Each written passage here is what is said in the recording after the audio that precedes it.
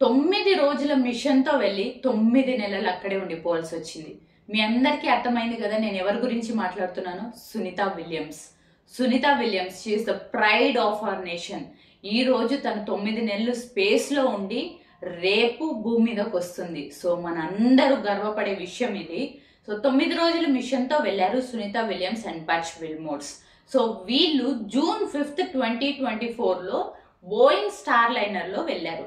ఆ Boeing Star లైనర్లో helium leakage అవ్వడం వల్ల సో టెక్నికల్ ఫెయిల్యూర్స్ అనేది జరిగి అక్కడే ఉండిపోవాల్సి వచ్చింది. సో 14th వాళ్ళు బ్యాక్ రావాల్సింది, June 14th, కానీ రాలేకపోయారు. నాసా చాలాసార్లు వీళ్ళని వెనక్కి తీసుకురావడానికి ట్రై చేసింది, కానీ ప్రతిసారి ఫెయిల్ అవుతూనే వచ్చింది. అంటే ప్రతి ఒక్క సేఫ్టీ ప్రికాషన్స్ తీసుకుని వాళ్ళని సేఫ్గా ఈ భూమి మీదకి తీసుకురావాలనేదే నాసా వాళ్ళు పెట్టిన ప్రతి ఎఫర్ట్కి రేపు వాళ్ళు వెనక్కి వస్తున్నారు. సో రేపు 3:27 AM మన ఇండియన్ టైమింగ్స్కి వాళ్ళు ల్యాండ్ అవ్వబోతున్నారు. సో సేఫ్గా ల్యాండ్ అవ్వాలని మన అందరూ కోరుకుందాం. సో సునీత విలియమ్స్ ఇది ఫస్ట్ టైం కాదు ఐఎస్ఎస్లోకి వెళ్ళడం. ఐఎస్ఎస్ అంటే ఇంటర్నేషనల్ స్పేస్ స్టేషన్.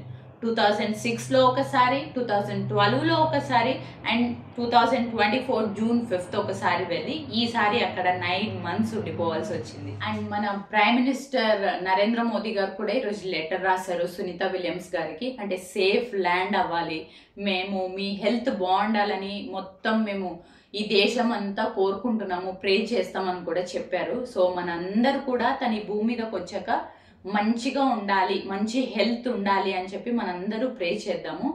సో వాళ్ళు ఎప్పుడో 9 daysకి రావాల్సిన వాళ్ళు 9 months స్పేస్లో ఉన్నారంటే ఒకేసారి భూమి మీదకి వచ్చేసరికి చాలా హెల్త్ ప్రాబ్లమ్స్ వస్తాయి. అది ఏంటి అని మళ్ళీ డిస్కస్ చేసుకుందాం ఈ వీడియోలో. సో June 5, 2024లో వీళ్ళు వెళ్ళిన వాళ్ళు సో హీలియం బ్రేకేజ్ అవ్వడం వల్ల June 14కి రావాల్సిన వాళ్ళు అక్కడే ఉండిపోవాల్సి వచ్చింది. అండ్ June 26 కూడా వస్తారనుకున్నారు, సో అప్పుడు రాలేకపోయారు. అండ్ July 2 వస్తారనుకున్నారు, అప్పుడు రాలేదు. అండ్ September 6 నాసా ఏం చేసిందంటే ఒక స్టార్ లైనర్ని టెస్ట్ చేశారు. ఆ Starliner New Mexico White Sands హార్బర్లో ల్యాండ్ అయింది. సో నెక్స్ట్ మిషన్ ఏంటంటే September 28 స్పేస్ ఎక్స్ Crew-9 మిషన్తో ఫ్లోరిడా కేప్ కెనవెరాల్ అనే ప్లేస్లో దీన్ని ప్రయోగించారు. అంటే ఫాల్కన్ 9 రాకెట్తో ఈ మిషన్ని స్టార్ట్ చేశారు. సో దీంట్లో వెళ్ళిన 2 members కూడా ఫిబ్రవరిలో బ్యాక్ రావాల్సింది. వాళ్ళు ఆల్మోస్ట్ September 29 7 PM ఐఎస్ఎస్లోకి ఎంటర్ అయ్యారు, అంటే ఇంటర్నేషనల్ స్పేస్ స్టేషన్లోకి ఎంటర్ అయ్యారు. సో సునీత విలియమ్స్ని అండ్ బచ్ విల్మోర్స్ని తీసుకురావడానికి వీళ్ళు ఎంటర్ అయ్యారు. వీళ్ళు ఫిబ్రవరిలో బ్యాక్ రావాల్సింది. సో క్లైమాటిక్ కండిషన్స్ వల్ల సెవెరల్ అదర్ రీజన్స్ వల్ల వీళ్ళు ఫిబ్రవరిలో కాకుండా మార్చ్కి షిఫ్ట్ చేశారు డేట్. సో సేఫ్ ల్యాండింగ్ అవడం కోసం ప్రతిదీ క్లీన్గా ప్లాన్ చేసుకున్నారు నాసా వాళ్ళు. And the most interesting fact ఏంటంటే వాళ్ళు భూమి మీదకి రావడం వల్ల వాళ్ళు చాలా హెల్త్ ఇష్యూస్ని ఫేస్ చేస్తారు. హెల్త్ ఇష్యూసే కాదు, మెంటలీ కూడా చాలా ఎఫెక్ట్ అవుతారు వాళ్ళు. అంటే వాళ్ళు భూమి మీదకి రావడం మన అందరికీ ఆనందాన్ని తెచ్చిస్తుంది, కానీ వాళ్ళకి కంటిన్యూస్ మెడికల్ సూపర్విజన్ అనేది ఉండాలి. అంటే చాలా ప్రాబ్లమ్స్ ఫేస్ చేస్తారు. అవి ఏంటేంటి అంటే particularly the first problem is baby feet. అంటే స్పేస్లో ఎక్కువ రోజులు ఉండడం వల్ల అక్కడ 0 gravity ఉంటుంది, ఇక్కడ గ్రావిటీ ఎక్కువ ఉంటుంది అర్త్ మీద. అక్కడ 0 gravity ఉండడం వల్ల ఈ లెగ్ పైన అంటే ఫీట్ పైన ఉండే థిక్ లేయర్ ఉంటుంది కదా, అదంతా పోతుంది అనమాట. మెల్లిగా ఆ ఫీట్ పైన ఉన్న థిక్ లేయర్ అంతా వెళ్ళిపోయి ఉంటుంది.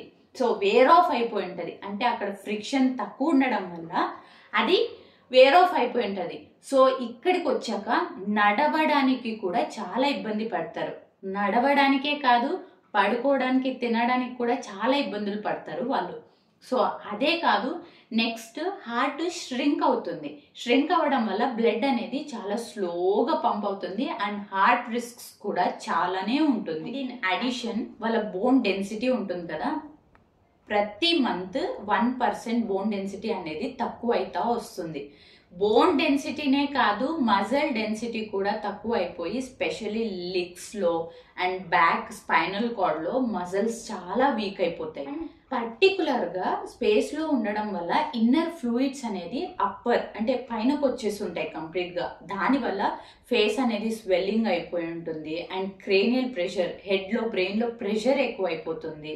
సో వీటన్నిటి వల్ల చాలా ప్రాబ్లమ్సే ఫేస్ చేస్తారు. అండ్ ఇంపార్టెంట్ ఏంటంటే రేడియేషన్ అనేది మన భూమి మీద ఎక్కువ ఉంటుంది. దానివల్ల వాళ్ళకి క్యాన్సర్ వచ్చే ఛాన్సెస్ కానీ వాళ్ళ డిఎన్ఏ కానీ కంప్లీట్ డ్యామేజ్ అయిపోతుంది. సో వాళ్ళకి కంటిన్యూస్గా ఒక మెడికల్ సూపర్విజన్ అనేది ఉండాలి and mentally they need rehabilitation. ఇంకొక పాయింట్ ఏంటంటే ఎప్పుడైతే క్రేనియల్ ప్రెషర్ అనేది ఎక్కువైపోతుందో సో ఇట్స్ డైరెక్ట్లీ కనెక్టెడ్ టు అవర్ ఐస్ కదా, ఈ విజన్ ఇంపైర్మెంట్ అనేది కూడా జరుగుతుంది. సో కరెక్ట్గా కనిపించకపోవడం. సో ఇలా ఆస్ట్రోనాట్స్ ఒక్కసారి స్పేస్లోకి వెళ్తే అంటే 9 days 10 days మిషన్తో వెళ్తే అది ఏమంతగా అనిపించదు. సో సెవరల్ మంత్స్ అక్కడ ఉండిపోయి ఆ అట్మాస్ఫియర్కి అడ్జస్ట్ అయిపోయి భూమి మీదకి వస్తే ఆ జీరో గ్రావిటీలో ఉండి ఇది కంప్లీట్ గ్రావిటీలోకి వస్తే ఇన్ని ప్రాబ్లమ్స్ని ఫేస్ చేస్తారు. సో సునీత విలియమ్స్ గారు బాగా కొద్దిగా హెల్త్ మంచిగా ఉండాలని చెప్పి మనందరూ ప్రే చేద్దాము. సో కమింగ్ బ్యాక్, వాళ్ళు సేఫ్గా రావాలి. సో మన ఇండియన్ టైమింగ్స్ ప్రకారం March 18 10:35 AM స్టార్ట్ అయ్యారు. సో స్పేస్ ఎక్స్ డ్రాగన్ అనేది ఫ్లోరిడా కోస్ట్ మీద స్ప్లాష్ డౌన్ అవుతుంది. సో వాళ్ళు సేఫ్గా రావాలి. సో టుమారో March 19 3:27 AM వాళ్ళు స్ప్లాష్ డౌన్ అవుతారు. సో వాళ్ళు సేఫ్గా రావాలని మనం ప్రతి ఒక్కరూ ప్రే చేద్దాం.